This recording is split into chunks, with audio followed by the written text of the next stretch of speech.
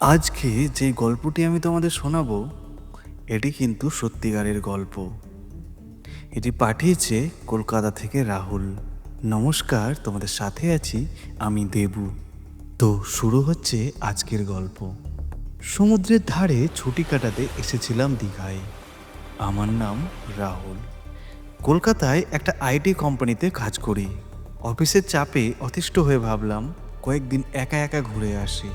দীঘার বিচ রোডে অনেক হোটেল আছে, কিন্তু আমি চেয়েছিলাম একটু নিরিবিলি জায়গা।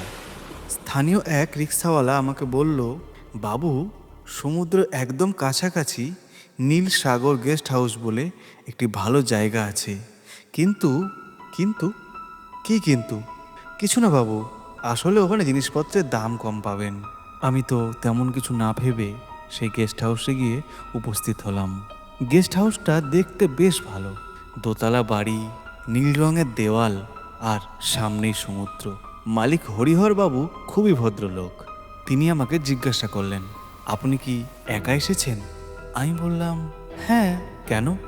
মালিক বলল, কিছু না, আমি আপনাকে দোতলা রুমটা দিচ্ছি। সেখান থেকে সমুদ্রের ভিউটা খুব সুন্দর পাওয়া যায়। সেই মতো আমি রুমে গেলাম। রুমটা বেশ সুন্দর। বিছানা, টেবিল, চেয়ার আর বড় একটা জানলা দিয়ে সমুদ্র দেখা যাচ্ছে। সন্ধ্যার বেলায় সমুদ্রের ধারে গিয়ে একটু ঘুরে আসলাম। ফিরে এসে রাতের খাবার খেয়ে তাড়াতাড়ি ঘুমিয়ে পড়লাম। সেই দিন রাত প্রায় 3টের সময় ঘুম ভাঙল।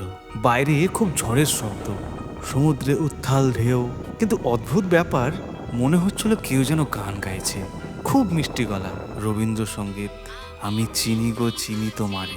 আমি ভাবলাম গেস্ট হাউসে হয়তো রেডিও বাজছে, কিন্তু গানটা থামলো না। একই গান বারবার বেজে চলেছে। জানলার কাছে গিয়ে দেখলাম নিচে সমুদ্রের ধারে কেউ একজন দাঁড়িয়ে রয়েছে। একটি মেয়ে, সাদা শাড়ি পরা। চাঁদের আলো স্পষ্ট দেখা যাচ্ছে না। আমি ভাবলাম, এত রাতে মেয়েটি একা সমুদ্রের ধারে কি করছে, তাও আবার এই ঝড়ের মধ্যে? আমি জানলা খুলে চিৎকার করে বললাম, এত রাতে ওখানে কি করছেন? বিপদ হতে পারে তো। মেয়েটা থামলো, তারপর ধীরে ধীরে মুখ তুলে আমার দিকে তাকালো। আমার হাত পা পুরো ঠান্ডা হয়ে গেল। মেয়েটার মুখে কোনো চোখ নেই, শুধু দুটো কালো গর্ত। মেয়েটি বলল, আমাকে ডাকছেন? কণ্ঠস্বর ভেসে আসলো, কিন্তু কোনো ঠোঁট নড়ল না। আমি জানালা বন্ধ করে দিলাম, কাপা হাতে পর্দা টেনে দিলাম, কিন্তু গান আর থামলো না। আরও জোরে জোরে গানটি হতে লাগলো। আমি তাড়াতাড়ি করে বিছানায় শুয়ে গানটি চেপে ধরলাম, কিন্তু কোনো লাভ হলো না।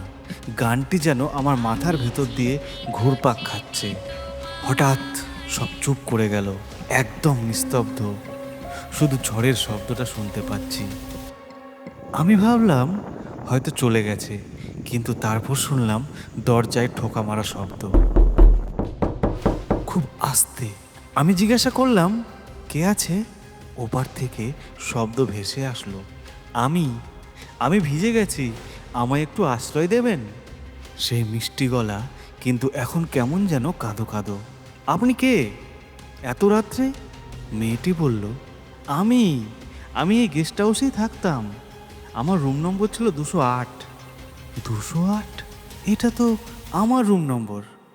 কবে থাকতেন? মেয়েটি বলল, অনেক দিন আগে আমার প্রেমিকের সাথে এইখানে এসেছিলাম, কিন্তু হঠাৎ আমি একদিন রাতে ঘুম থেকে উঠে দেখি সে আমার কাছে আর নেই। আমাকে এখানে একা ফেলে রেখে চলে গেছে কোথায় যেন। দরজার উপাস থেকে কান্নার শব্দ ভেসে আসতে লাগলো। দয়া করে দরজাটা খুলুন, আমি খুব কষ্টে আছি। আমার মায়া হলো, হয়তো কোনো মেয়ে সত্যিই বিপদে পড়েছে, কিন্তু সেই চোখহীন মুখের কথা আমার মনে পড়ে গেল। আমি বললাম, আপনি সকালে আসুন, এখন অনেক রাত হয়েছে। সকাল? আমার তো কোনো সকাল নেই। কণ্ঠস্বর হঠাৎ পরিবর্তন, আমি এই রুমেই মরেছি। আপনি এখন যে বিছানায় শুয়ে আছেন, আমি ওইখানেই শুয়েছিলাম। এইটা শুনে আমার শ্বাস বন্ধ হয়ে আসলো। ওই ছেলেটা আমাকে যখন ছেড়ে চলে গিয়েছিল, আমি এই রুমে ফ্যানের দড়ি দিয়ে ঝুলে গেছিলাম। হ্যাঁ, আপনি ঠিক যেই জায়গায় শুয়ে আছেন সেইখানে। দরজায় সজোরে থাবড়ানো শুরু হয়ে গেল, আর বলতে লাগলো, ছাড়ুন, আমার রুম ছাড়ুন। আমি ভয়ে কাঁপতে কাঁপতে হরিহর বাবুর ফোন নম্বরে ফোন করলাম। ঘুমন্ত গলায় হরিহরবাবু বললেন, হ্যালো। হরিহরবাবু, আমি 208 নম্বর রুম থেকে ফোন করছি। কি হয়েছে?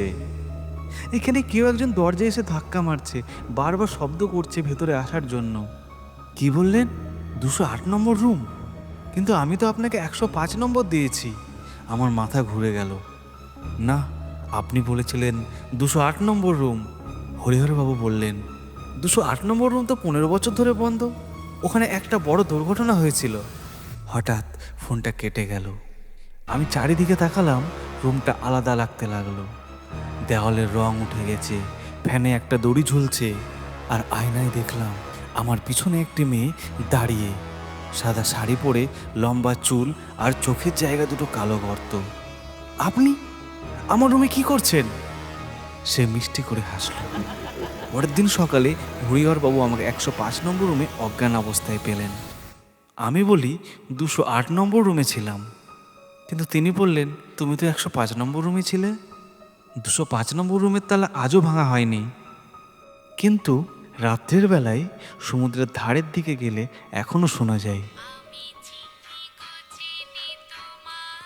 আর দেখা যায় একটা সাদা ছায়া চিরকাল অপেক্ষা করে কোনো একজনের জন্য। তো বন্ধুরা, এই ঘটনাটি তোমাদের কেমন লাগলো কমেন্টে অবশ্যই জানাবে। তো দেখা হচ্ছে পরের এপিসোডে। সবাই সুস্থ থেকো, ভালো থেকো।